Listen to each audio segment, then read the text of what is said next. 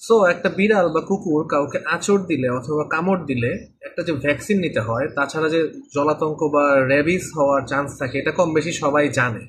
So এই বিষয়ে সবার অ্যাওয়ারনেস আছে, কিন্তু সমস্যাটা কখন হয়? সমস্যাটা হচ্ছে সবার কোশ্চেন যে আমি কোনো কারণে কোনো বিড়াল বা কুকুরের আঁচড় খেয়েছি, তারপর আমি ভ্যাকসিন নিয়েছি, নেওয়ার পরে আবার আমাকে বিড়ালে বা কুকুরে আঁচড় অথবা কামড় দিয়েছে।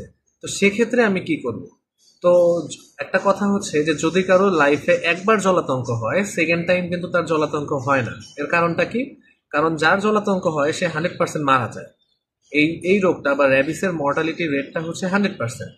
যদিও রিসেন্টলি পাকিস্তানে একটা দেখা গিয়েছে যে একজন পেশেন্ট জলাতঙ্ক হয়ে সেখান থেকে ব্যাক করে এসেছেন, তারপরেও সেটাকে আমরা আপাতত অ্যাটিপিক্যাল হিসেবেই রাখতেছি এবং সেটা আসলে চর্চার বাইরে হিসেবেই আমরা রাখতেছি।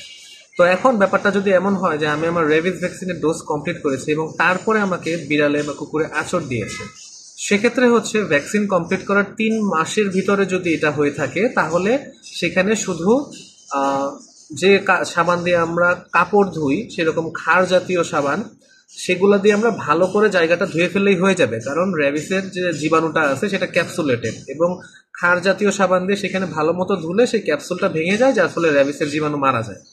আর যদি এমন হয় যে আমাদের এটা 3 মাস থেকে 5 বছরের ভিতরে এই আঁচড় বা কামড় দিয়েছে, সেক্ষেত্রে আমরা 2টা ডোজ দিলেই হবে।